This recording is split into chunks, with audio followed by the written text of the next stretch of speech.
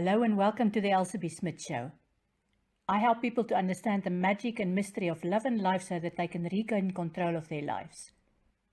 What would you like to resolve? Today we are going to get into quite a heavy topic, which should be very, very interesting. The topic is Cards on the Table, Worldwide Harmony from Crop Circles. My guest on my right-hand side is Gary King, who is an expert on crop circles. He has talked at conferences all over the world. Gary, why did you get into crop circles? I'd reached a kind of crossroads in my own life, really. I was working very hard, very long hours. I worked in the legal profession, and I suppose I got to that point in my life. Some people reach it at 40, but I reached it at 30, where I just wondered what the hell it was all about, and got quite disillusioned about all the efforts I'd made and where, what the supposed rules, rewards were supposed to be of pursuing the so-called successful life. So I was open to looking for kind of ways to not be so depressed, I suppose. And during that kind of journey of discovery, which involved getting involved in Tai Chi and meditation and various other things, I met some people. I did a sweat lodge and met some people who were coming out to see the crop circles. This was back in 1997. They brought me over and I never really left. So you've been involved in crop circles for about 20 years now. Yeah. Are they still just pretty pictures or have they evolved over time? Well, my own research, looking at a lot of other people's research, good people that have come before, has shown that there is a consistency and there is a development of the crop circles from inception to this present day. One of the good places to start is the fact that they were just singular circles. You'll see that they were just simple singular circles. They've still continued to be a consistent theme throughout from the beginning. But these were the first sorts of formations that started to appear, just simple circles. And from that, we get the number one circle. One. And so beginning at one, if you wanted to start a conversation, you start at the beginning. And number is something that I'm going to go on to discuss a little further in detail about how intrinsic it is in our lives and woven into sort of the fabric of the material world itself. Yeah, so that's an example of a simple circle. And that's how the crop circles began. So they started the conversation at the number one, at the beginning. Let's start at the beginning. And in that fashion, a couple of years later, we started to see two circles, or we'd see a circle with a ring around it. I've made a graphic of some of the earliest formations, which show a progression from 1, 2, 3, and 4. There you go. Yeah, I don't know if your viewers can just see that, but at the top there, I've shown that the simple circle 1, and then 2, 3, and 4. And they began to get more complex then. When they got to the number 5, which you'll see partway down that slide, we've got these classic quintuplet crop circles. They've been called quintuplets because there's 5 dots, like 5 dots on a dice. But you had the satellite circles, like in the first example there on the slide. You see that the central circle is quite a bit bigger than the 4 satellite circles. And having 4 satellite circles obviously is implicit of a square. So we've got to the number 4 because in geometry is number in space. So when we talk of a triangle, we're talking of 3ness, and a square 4ness, and so on. But very cleverly, those quintuplets also hid pentagonal geometry and octagonal geometry. They showed that there was 5 and 8, 5 pointed stars and 8 pointed stars implicit within them as well. So it was in 1989 when a man called John Martineau discovered that there was some hidden geometry giving us number, that we could see that from the beginning then there'd been a progression, an unfolding from simple number to geometric form as number. So this was going to be the dialogue, if it were. The language that was spoken in was going to be predominantly geometrical, which then goes deep, because when we look back at the Greeks, they were from Pythagoras through Plato. We see that they used geometry very heavily in terms of philosophical thought and cosmological thought. How is the universe made?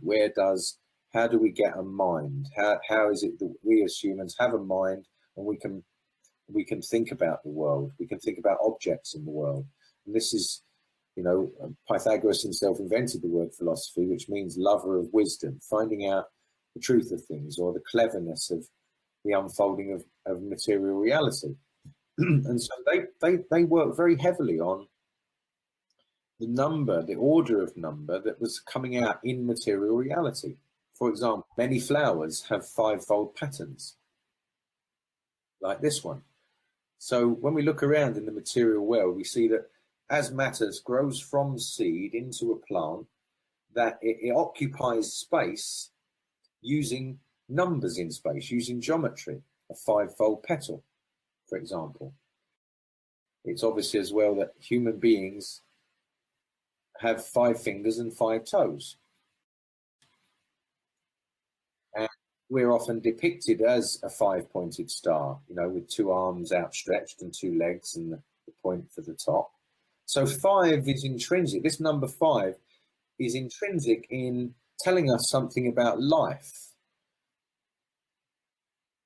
So from the number 5, and the reason that the quintuplet formations had this implicit 8-fold geometry in them as well, is that when we start talking about numbers 5 and 8, we're looking at a sequence of numbers called the Fibonacci sequence.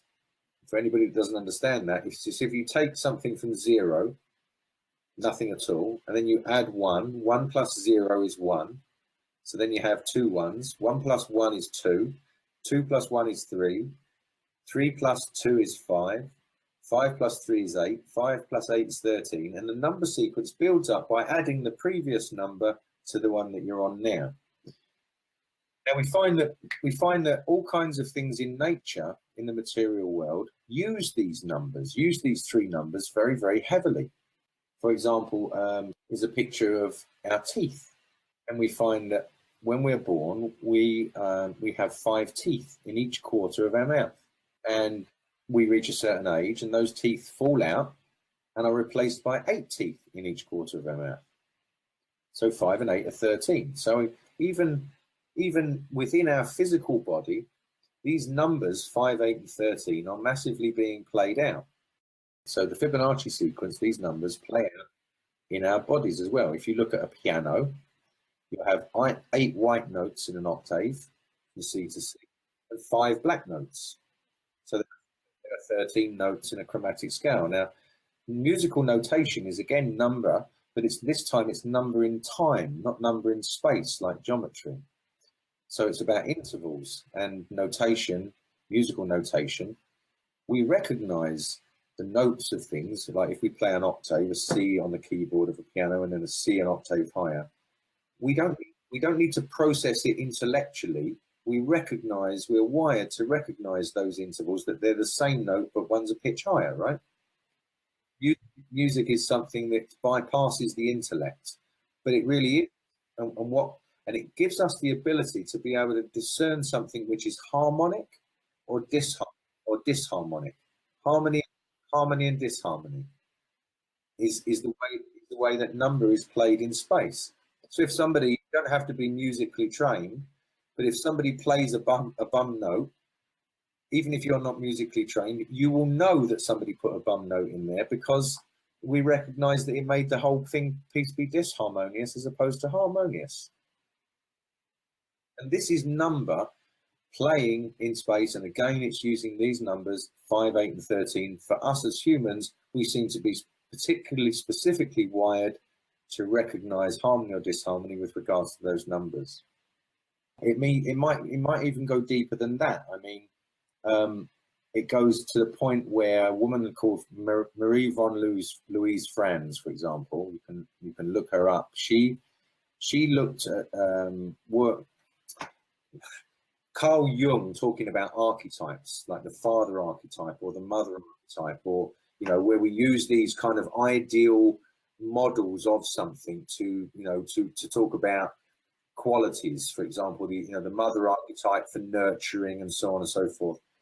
Louise von Franz and Jung himself got to the point where they said that the root of all archetypes is number, because we as human beings believe that we invented number, the system of numbers, and we created all our mathematics and clever things from it that have enabled us to have a technological world.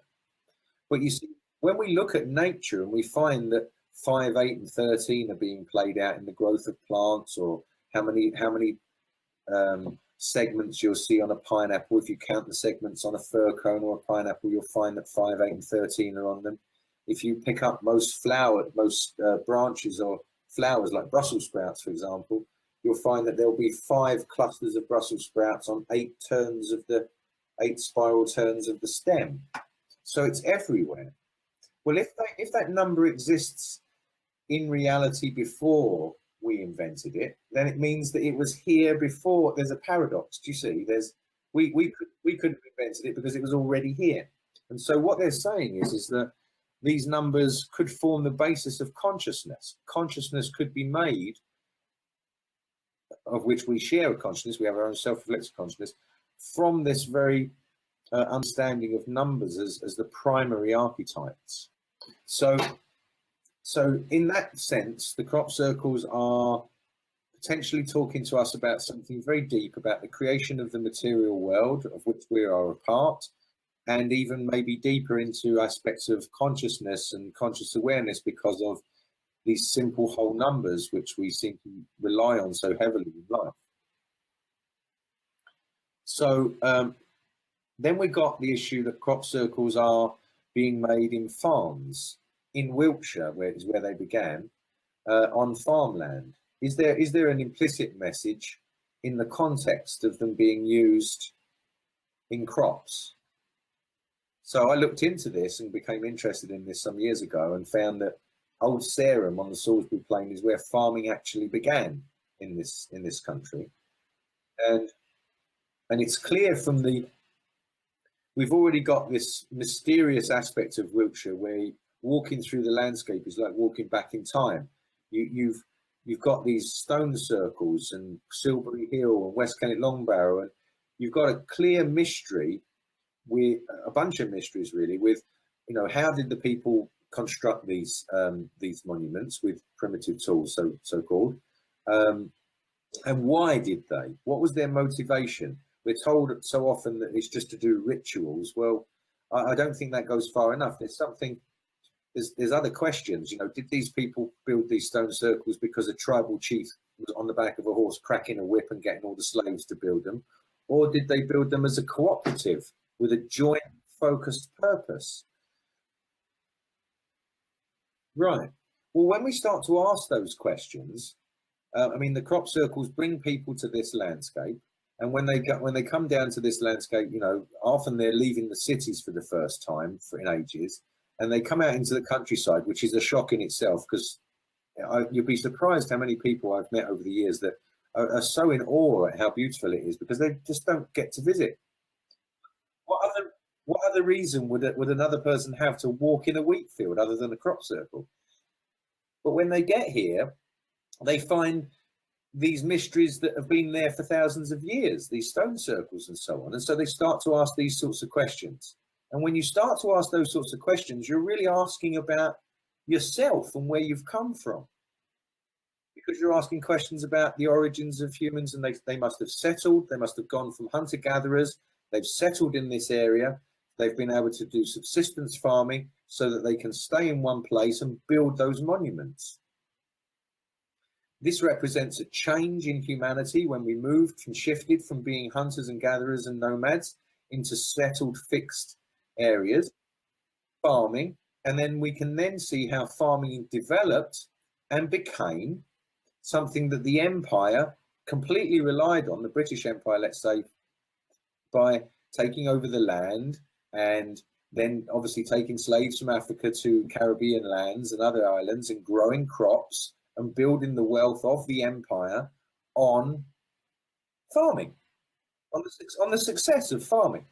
So once again, then, we've got a complete history lesson available to us with the context of crop circles being in a place where farming began. that contains the mystery of stone circles for where humans transitioned from getting their energy from their wits and hunting to their intelligence and settling down. So I believe that the crop circles are not only just giving us a message, let's say, in their symbols, but it's where they're doing it and in what context they're doing it to make us think about ourselves and about our own history. And that's why I call this talk Cards on the Table, because humans need therapy. That's what I mean by cards on the table.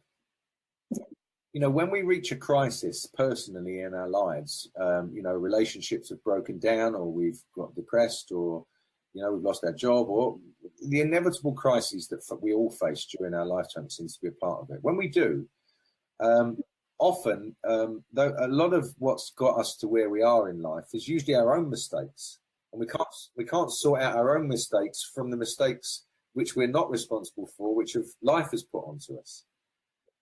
And if we're not clear about that stuff, we need someone to help us put the cards on the table, right, and be able to point out to us, look, that was your fault, right? You need to own that, and you need to change that behavior. Otherwise, you're just going to get more of the same. And you need to understand that all those other things, they weren't anything to do with you. You couldn't have changed them, and you've just got to learn to accept them and build it into your life and turn it into something positive, right? It's a reality check, cards on the table. And we all do it. We'll go to a therapist who will ask us questions about things we've done and choices we've made, and so on and so forth, get a picture of us, picture of our lives, and then they will lay our cards on the table and say, look, this is where I think you're at. Or you might go and see an astrologer or a tarot card reader and say, you know, I need guidance. Please help me. Tell me what happened in my past that's brought me to this present, and then where I can go in the future. Well, so that's why I call crop circles cards on the table. I think humanity, you know, farming, for example, the success of learning the technology of farming and building an empire, and all of the misery that's brought with it, as well as the good. You know, people live, there's a lot of people around the world live better lives now than they would otherwise, I suppose, if it wasn't for the success of certain things. So it's a mixed bag. It's not all, but we've gone out of balance. We're over exploiting the environment. We're wiping out the animals and so on and so forth, and global warming and all the rest of it. We face some particularly difficult times ahead, and we all know it. If we don't put our cards on the table and say, look, what brought us here from the past?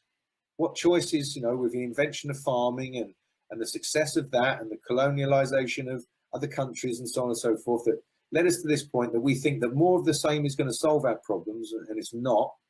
Who's going to put our cards on the table for us and say, look, there's some other ways of thinking. There may be some people in the past that built these stone circles that worked cooperatively together with a different purpose, a different goal, different motivation.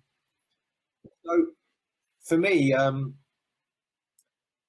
that's the way I look at the crop circles. I look at them as a big therapy lesson for humanity. That's saying, here's your cards on the table. There's philosophical symbols which show that deep thinkers have thought about these are dynamic principles of the way the universe works and the way that we should therefore live our lives, like the yin yang or the tree of life and the Kabbalah or other, you know, philosophical symbols. Even the philosophy of pi itself, the relationship of the finite, like us, our finite lives, with the infinite. Is there something to be understood by that? Is there a way forward that would be different from the way we've got now if we had a different understanding of how we live these finite lives in relationship to something which is infinite, which is what religions have been wrestling with for years and years, and also new stuff, you know, like for example, squaring the circle. You know, most people, you know, it's really difficult to understand what that means and what it's about, right? This notion of squaring the circle. But to understand that philosopher geometers for a very long time tried to solve this problem of squaring the circle for a reason, not just it wasn't just like a Sudoku puzzle from the newspaper. They really saw, you know, this something in it, okay? And they found that the pursuit of trying to solve that problem, they never quite made it, but when they did try, they learned other things from trying about the world and about themselves, right? So the exercise was productive, even though that they never got to an answer. Well, the crop circles, we know, have given us over 100 new solutions to squaring the circle that have never been done in history before. 100. There's over 100 new ways to back engineer squared circles using just the pentagram and those 4 dots of the quintuplet. Okay, now that was happening for 25 years in the crop circles before anybody figured out it was going on. So for 25 years, they've been giving us solutions to squaring the circle, and nobody knew. And now to give us something new ways of looking at old problems, new solutions that are simple, not difficult, not complicated. I taught my children them, just using simple whole numbers. Well, that demonstrates a level of wisdom, of intelligence. If you can make something which is seemingly complicated, be able to be solved using very simple formulas like a child could do, then that demonstrates really high wisdom. So maybe I believe that wrapped up in all of it so far, it's not just about, oh, you've already got all the answers. It's that there's new answers to discover, and they'll be discovered in ways that you wouldn't think about because everything's been made too complicated. Who knows? Out of the complexity, and the root of the complexity often are very simple numbers, and quite often the 5, 8, and 13. A circle itself is seemingly very simple, but when we look at the relationship of the diameter to the circumference, the relationship of the finite to the infinite, then all of a sudden a circle becomes really, really deep. Depends which way we look at it. Is it just a simple dot on a page, or is it something that actually encourages philosophical debate and inquiry? Yeah, they still, as I say, from day one to now, it keeps being reiterated. Don't forget one. Don't forget one. You know, it's like the teacher just came. Don't forget the one. Don't forget the one. And the one is mysterious, because when we talk about the one, we're talking about the one and the many. Okay, so the creation of the universe, we're told, comes from this suspicious package 13 billion years ago. This thing exploded, great big bomb went off and created the universe. And just by accident, it creates our solar system in our Milky Way, and it just happens to have all the right parameters for us, for life to evolve and us to sit here and have this conversation. Just an accident, right? A random throwing together of molecules, we're told. And we've been picking up the pieces ever since. Exactly. Yeah, exactly. So we know that the odds of it being an accident and us being here having this conversation are absolutely, completely off the scale, fantastic and stupid. But nevertheless, that's the general view, that it's just this random explosion. Well, wherever we start from, if we start from this infinitesimal point, we're still starting with one. And then from that explosion, we're talking about it dividing into the many, into the infinite. Well, religions all talk about relating to God. Philosophers talk about, like the Taoists, talk about relating to the Tao, to the way, to a natural kind of predisposition, some intelligence behind the world, which is the one. And the one is always there, but not there. Like if you write down the equation 3 divided by 1, the answer is 3. So you've got 3 in the question, 3 and 1 in the question, but the 1 goes missing in the answer. It's still there. The 3's on its own. It's like the 1 was there, but not there. Even when we do it, or 3 times 1 is 3. Sorry, 3 plus, 3 times 1. So the one and the many depicted by the circle is actually a kind of philosophical conundrum, a paradoxical puzzle in itself for us to contemplate with our little brains. Then there's this New Age concept of we are all one, which is often interpreted quite materialistic in the sense of you have, I don't have, therefore you must give to me because we are all one.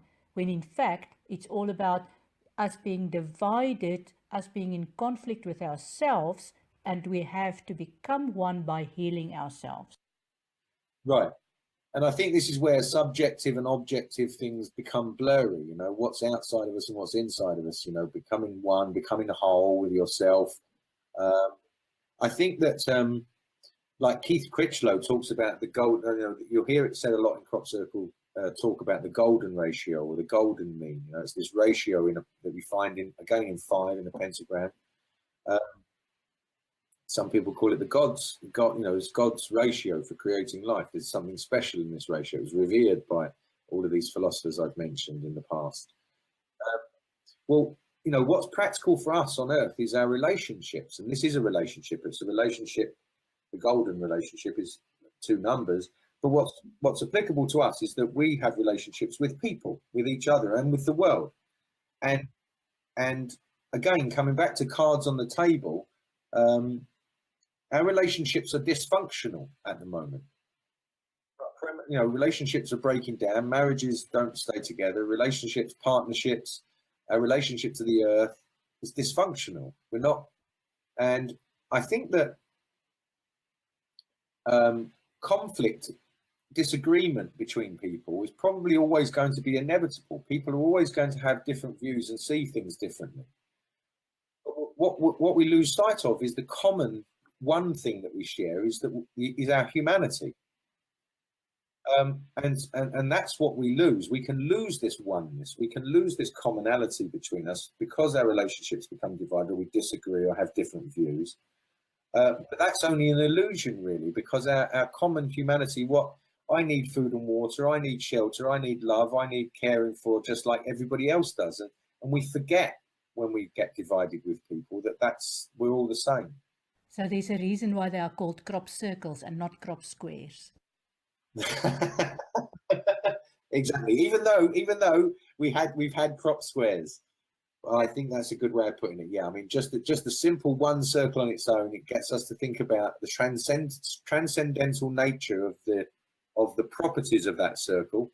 And what I mean by that is we have a diameter which we can call 1, and if we measure that diameter in relationship to the circumference, it's something that never comes to an end. It's infinite. So we have a relationship between something which is finite and something which is infinite, just contained within a circle, which actually then leads on to all kinds of philosophical, cosmological debate about our relationship to eternity or the divine or the afterlife, or whether we have a soul, or is there a real meaning to life, and so on. When we met a few years ago, you recommended to me the book, A Beginner's Guide to Constructing the Universe, which was written by Michael Schneider. I've probably read that book at least twice, maybe even 3 times, and I got so much out of it. It is amazing how it explains the numbers and the meaning of the numbers in 3 different layers. It's really worth reading. I'm so glad that you got so much from it. I mean, I did too. It's about looking at number, isn't it? Right, rather than thinking of number, because I mean, like myself, a lot of people glaze over when you think about your sums or your maths work at school, you know, because that's what we think numbers about. It's about counting stuff. But what that book shows you is that numbers have a quality. And when we start thinking about the qualities of numbers and how those numbers relate to each other, then we have a metaphor for how different people who have different qualities about them relate to other people. It's a metaphor for relationships. Some numbers, if you try to put some numbers together in geometric forms, like let's say you try to put a square with a heptagon, it won't make a pretty picture. They don't play nicely together. 5s and 9s, you know, they won't go together. Well, what the crop circles do is then weave together things like incorporate 3ness and 4ness and 6ness and so on together, that makes a harmonic, beautiful picture. It makes a visual piece of music which looks beautiful. So that means that those numbers are relating to each other nicely. They're playing nicely together like good children in the background, in the backyard. It's just the same as humans, using numbers to the old system that is still available today, but only to the elite people in some American institutions, is the excuse me, the study of the 7 liberal arts, which is about building the foundation for your mind. It's about a study for your mind, and so it starts with the quadrivium. Well, it starts with the first 3 are the language arts. It's got grammar, logic, and rhetoric. Those are the first 3. They're called the trivium. And then the last 4 are the quadrivium, are number, geometry, which is number in space, music, which is number in time, and astronomy, which is number in space and time. And by taking a student through those 7 liberal arts, by them understanding how to use their mind, first of all, the world is made of words, so they need to have the grammar for what they're going to learn about. And once you've mastered the words for a given subject, you can then use your logical mind to work out if things are information that you're receiving is contradictory, or if it needs to be sifted out, if it's fact or truth. And then the rhetoric, what you speak out afterwards or write down afterwards, is the distilled wisdom from going through that process. The numbers, if you, for example, draw, Plato, there's something that Plato called ever-truths. So, for example, Euclid figured out that if you draw a triangle and you put a circle inside that triangle and a circle on the outside of the triangle touching the points, that the circle in the middle will be exactly 2-to-1 ratio from the circle on the outside. Now, that's always been true, and it's always going to be true. So that's something that we can fix ourselves to in the world and say that is a fact, a fixed fact, a truth. Plato called that an ever-truth. Well, if we're going to pursue a life of pursuing truth, of pursuing knowledge, of pursuing wisdom, and we want to know what the truth is, having some anchors, having some things that we can lock down on in the world and say that's a foundation stone, it's a good place to start.